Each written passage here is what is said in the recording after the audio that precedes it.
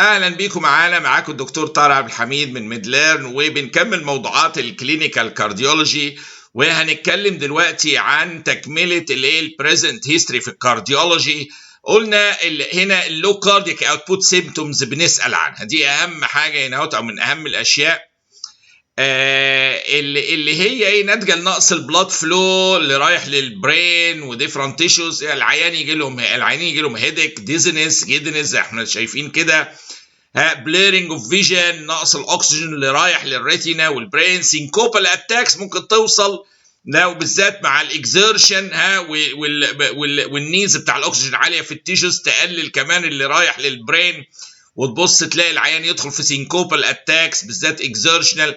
انجينال بينز لو البلاد فلو اللي رايح للقلب كمان اللو كارديك اوتبوت اثر على كميه الفلو اللي رايحه للكوروناري، فتبص يجي لهم انجينال بينز وتاجريفيتد كونديشنز زي عيانين بالذات الاورتيك ستينوزس مع الليفت فنتريكل الضخم قوي الثيك قوي ده بيبقى فيه انكريز مايوكارديال نيدز، زائد لو كاردياك اوتبوت كمان من الاستينوزس، فالاثنين دول كومنلي يجي لهم يعملوا يعني انجينال اتاكس او بينز. فاتيج في العضلات، نقص الاكسجين اللي رايح العضلات، انترميتنت كلوديكيشن، امشي شويه والعيان يمشي شويه يبدا يجي له تعب وجع في العضلات او احساس غريب في العضلات مخليه مش قادر يمشي، يقف يريح شويه او تريح يقدر يكمل المشي، انترميتنت كلوديكيشن. واوليجوريا نتيجه نقص البلاد فلو اللي رايح للكيدنس فيقل اليورين فوليوم ويحصل اوليجوريا. اسباب اللو كارديك اوتبوت اشهر حاجتين في الدنيا، الهارت فيلير في الهارت مش بيضخ كميه كافيه من البلد، او ستينوتيك ليجن بقى ايا كان في اي يعني اورتيك ستينوز اشهر واحد لكن ما يمنعش مايترال ستينوزس، اي حاجه فيها ستينوزس هتقلل البلاد فلو خلالها وتقلل الكارديك اوتبوت اللي رايح للتيشوز بعد كده.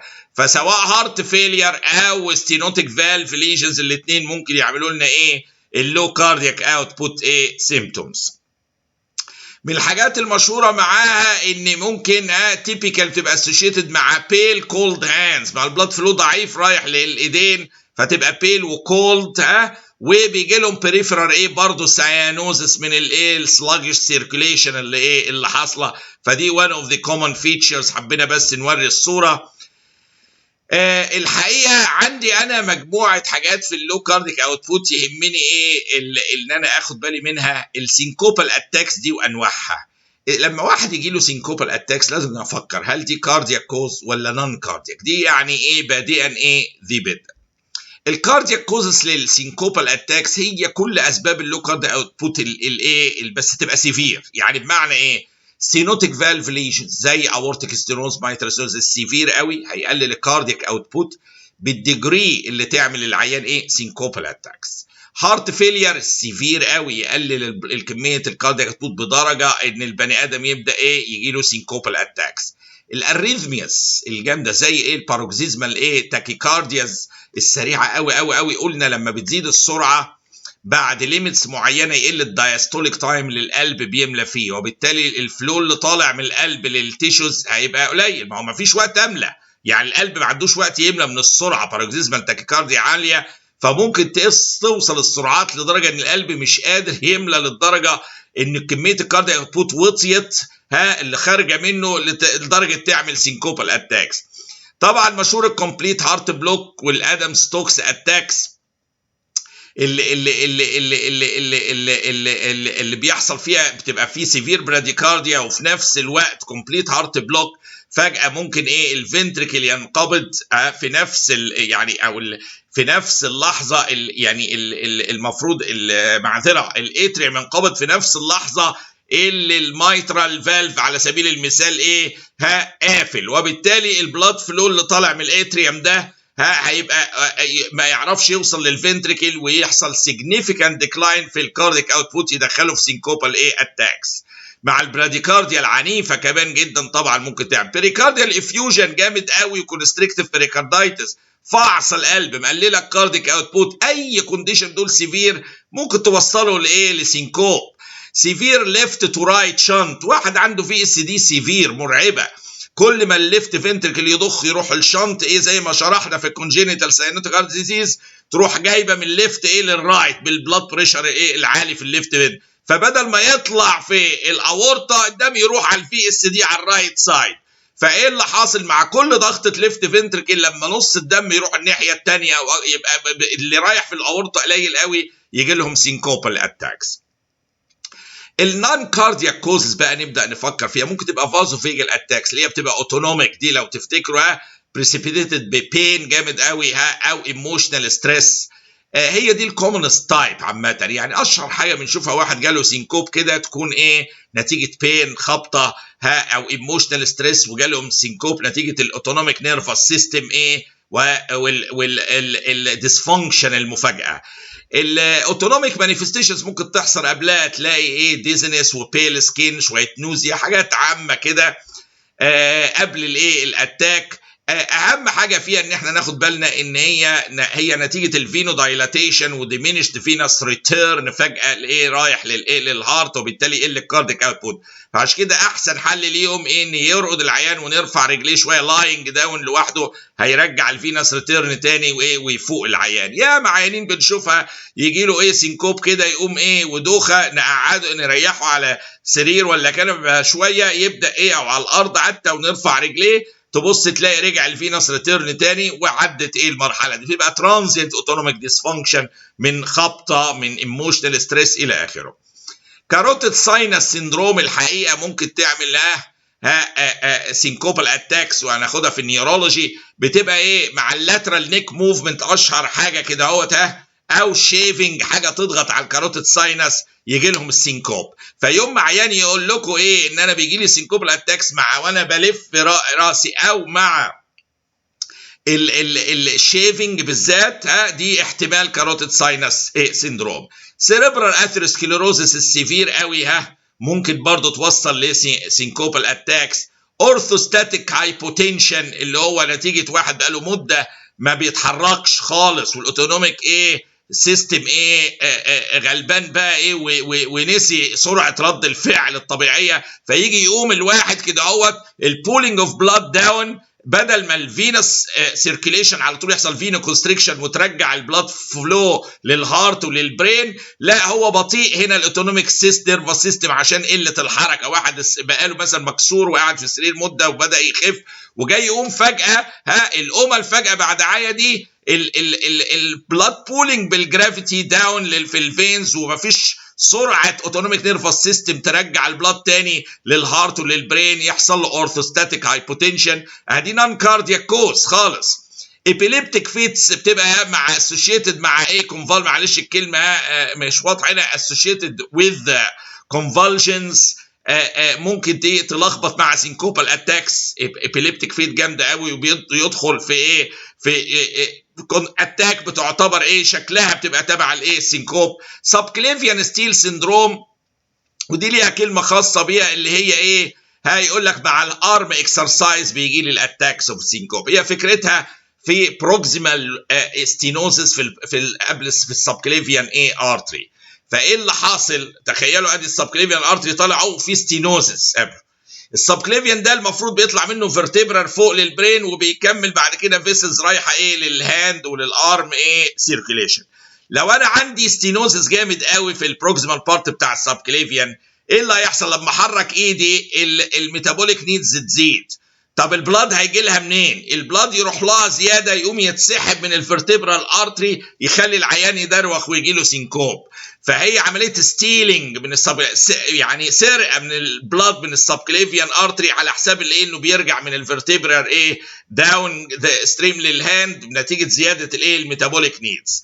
فدي اسمها السبكليفيان ستيل سندروم تيبيكال تيجي مع الارم اكسرسايز. يبقى انا يوم ما يكون عندي ايموشن او ستريس قبلها او بين ايموشنال ستريس جامد او بين حصل وجاله الاتاك ده احتمال فازوفيجال. لو مع الشيفنج كاروتيد ساينس سيندروم.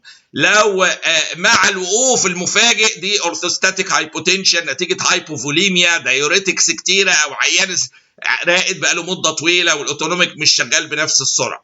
ابيليبتيك فيتس ممكن تلخبطنا او لو جات له مع كونفالجنس يعني افكر ابيليبتيك فيتس. لو جاله السينكوب مع حركه الايد افكر في سب كليفيان ستيل سيندروم. يبقى على حسب هل في بين هو اللي بيرسبها، ولا الشيفنج، ولا الايوام المفاجئ انه يقوم فجاه، ولا كونفولجنز معاها، ولا ارم اكسرسايز هي اللي بتزودها. كل دي تديني جايد لاين لاسباب للسينكوب. Most cases are precipitated by exertion except الاريثمياز. يعني معظم الحالات دي in general بالذات بتوع اللو كارديك اوتبوت مع الاكزيرشن ميتابوليك نيدز بتزيد، وبالتالي كميه الدم بيروح للتيشوز اكتر العاديه، الماسلز مع الحركه الاكزيرشن يقوم يقل الكميه اللي رايحه للبرين ويجي له السينكوب. اكسبت الاريثمياز دي بتبقى مالهاش علاقه بالاكزيرشن، ده الصادن اونست فجاه فجاه الهارت ريت دخل في تاكيكارديا، ملهاش اي علاقه بموضوع الاكزيرشن. وهو قاعد في الريست كده تاكيكارديا ويجي له السينكوب، نفكر في اندرلاينج اريزميا هي الكوز بتاع الموضوع. طيب بعد كده كلمتين على الانترميتنت كليديكيشن. بيبقى بين او كرامس او فاتيج في العضلات مع الووكينج. دايما كده احساس غريب مع بين مع فاتيج، يقول لك ما ببقاش مستريح ويروح مريح العيان. ريليفد باي ريست يوجوالي. الحقيقه لما نتكلم على الانترميتنت كلوديكيشن كلمتين، هو اسبابه متعدده اللي تديني الحته دي ان المصل تتعب او يحصل فيها اي مشكله. ممكن الكوز في الارتريز نتيجه اسكيميا مع حركه العضلات، بريفرال ارتيريال ديزيز مثلا. ممكن حاجه في الفينز، فينس انسفشنسي والمصل موفمنت تزود الفينس ريتيرن، يزيد الكونجيشن او يعمل بين يخلي العيان مش قادر يمشي. ممكن في المفاصل زي ارثرايتس، اوستيو ارثرايتس مع الحركه، بعض انواع الارثرايتس هتروح مدياني بين والعيان يقول لك انا مش قادر اكمل. فكلمه مش قادر اكمل ووكينج دي مش شرط ماسلز، ممكن تبقى حاجه في الارتريز، بريفرال ارتريال ديزيز، او فينس انسفشنسي جامده، او ارثرايتس، او حاجه في المصل نفسها ماسل ديزيز زي مايوفوسفوريليز ديفيشنسي مثلا. دي نقص في الانزيمز اللي بتطلع انرجي وطاقه جوه العضلات في الميتوكوندريا الى اخره. تبص تلاقي مع حركه يبدا مع حركه العضلات يجي لهم بين وان ابيليتي تو كونتينيو الووكينج. نيوروجينيك برضو كوزز للانترميتنت كلوديكيشن زي سباينال ستينوزس، ده من اشهر الحاجات برضو بتبقى يسموها نيرفس كلوديكيشن او سباينال كلوديكيشن مش ارتيريال. فمن الحاجات اللي كاركترستيك نتيجه حاجه ليجن في السباين ضاغط على النيرفس سيستم وبيزود له البين مع الحركه. فتبص تلاقي العيان يجي له بين في مكان العضله يخليه مش قادر يكمل.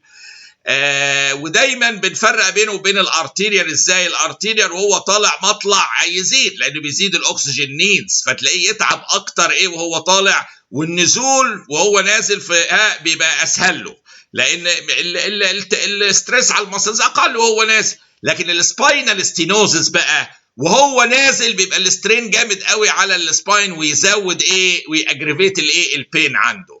البريفر ارتيريال ديزيز تزيد البين في العضلات وهو طالع مطلع، عشان النيدز بتاع المصل هتزيد من الاكسجين، على عكس خالص السباينال ستينوزس اللي هو الطلوع ما بيأثرش فيهم، النزول بقى بالعكس هو اللي يزود لهم البين او المشكله.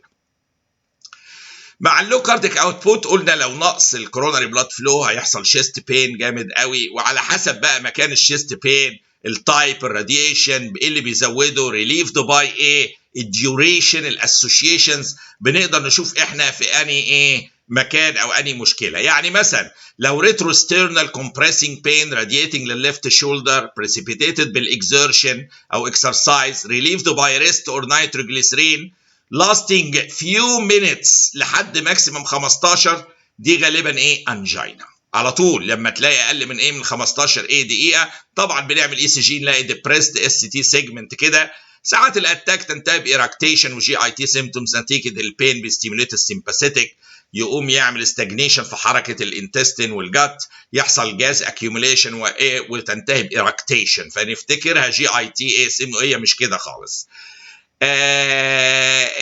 البين بتاع الانجينا تيبيكالي بيراديات للانر سايد اوف ذا ارم والفور ارم والهاند والرايت ارم، ممكن ساعات يوصل ابيجاستريم، الجو ممكن يوصل، لكن اشهر حاجه الليفت شولدر والانر سايد بتاعه كمان.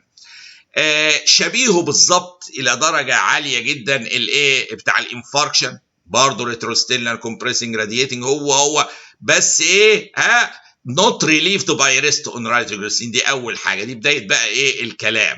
وفي نفس الوقت usually occur at rest، مش محتاج exertion لان ده obstruction في coronary، وبيلاست more than 30 minutes. يبقى الاكيوت myocardial infarction pain retrostellar compressing radiating left shoulder بس usually بيحصل at rest و not relieved by rest or nitroglycerin زي ما وصفنا في الكارديولوجي، ولاست اكتر من 30 minutes والاتاك غالبا associated مع sweating ونوزيا برضه نتيجه السمباثيتك disturbance اللي حاصله اثناء الاتاك.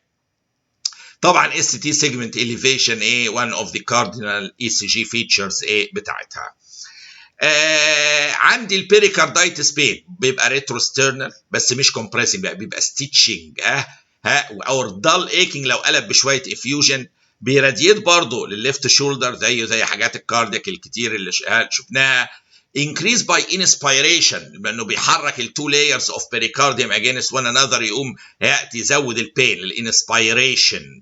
او swallowing برضه حركه الاسوفيجاس وهو لازق فيه، بتبص تلاقي الحركه نفسها تزود له البين سواء swallowing او inspiration. improves by leaning forward لانه بيبعد الطبقتين عن بعض بتوع اللايرز الانفلامد بتوع البريكارديوم، على عكس خالص الانجينا مش هتفرق معاه leaning forward خالص ولا backward.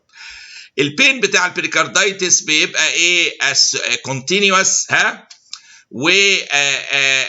وممكن يبقى associated مع حاجات features اخرى البريكاردايتس زي فيفر الى اخره، فممكن او history of viral infection قبله الى اخره، والبين بيبقى continuous. dissecting aortic aneurysm البين بتاعها بيبقى severe pain very severe وسبيشالي في البدايه tearing in nature، بيقطع، يقول لك بيقطعني البين يعني شوف الوصف يعني. بيجي في الابر شيست هنا اهوت انتيريور وبيراديت للباك. في انواع بينز كده في الميدس تراديت للباك، منها دايسكتنج اورتيك انيوريزم ومنها البنكرياتايتس لما بيجي تحت في الابدن بيراديت برضه لور في الباك، بس ده هنا بيبقى في الابر شيست هنا اهوت وراديتنج للباك. وفي هيستوري غالبا في هايبرتنشن هو اللي عمل الدايسكشن، وبيبقى persistent pain مش بيجي مع exertion ويخف ويروح والكلمتين دول لا، ولا يزيد بالانسبيريشن، لا ده persistent، ده حاجه dissecting aneurysm عامله pain severe جدا في الانتيريور بارت اوف الشيست رادياتنج للباك، وبتلاقي انكريز الدايمتر هنا زي ما خدنا في في الراديولوجي. فالحقيقه وجود البين بالشكل ده انه فيري سيفير tearing in nature مش compressing في الابر شيست رادياتنج للباك، وهيستوري اوف هايبرتنشن مهم قوي، وانه يبقى persistent مش persisted by exertion، ما بيزيدش بالانسبيريشن، ده حاجه persistent كده، ده كل ده يمشي مع dissecting aortic aneurysm. في نوع بين برضو لازم نعرفه اللي هو كاردياك نيروزس، ده بيبقى لوكالايز، شايفين العيان ده بيشاور بصباعه كده ده غالبا يجي يقول لك كده، وغالبا بتبقى بنت صغيره في السن، تيبيكالي بيجي على الكاردياك ايبكس هنا اهوت، يعرفوا الهارت هنا والابر يقول لك في الحته دي نغزه، patient point by finger، دي تيبيكال زي ما شرحت. dull persistent aches for hours، ساعات يبقى حاسس بيها interrupted by sharp pain for 1 to 2 second duration، يقول لك انا حاسس على طول بتعب كده، كلام كله نيوروتيك يعني، وبيجي لي نغزه كده اهوت. نغزه دي يعني شويه صعبه ومتكرره، فغالبا يعني دي يعني مش سكه الانجينا، مع الايش بيبقى يانج الى اخره. associated غالبا العيان بيبقى عنده انكزايتي، اللي هو كاردياك نيوروز ده عندهم انكزايتي وهايبر فنتيليشن وديزنس وبالبيتيشن نتيجه الهايبر فنتيليشن اللي حاصله، هايبر فنتيليشن سيندروم، فبنلاقي عندهم associated features مع anxiety وهايبر فنتيليشن ديزنس بالبيتيشن، دي كلها تمشي مع الكاردياك نيروزس اللي هو بيبقى جنرالي دال ايكينج ونغزات كده 1 to 2 seconds بتحصل، وطبعا بناين كونديشن تماما الانفستيجيشنز هتطلع نورمال فيها بالاكسكلوجن يعني. فدي كلمتين على اللو كارديك اوتبوت سيمتومز وانواعها ككلينيكال ميديسن، وهننتقل ان شاء الله للمحاضره الجايه باذن الله. شكرا جزيلا.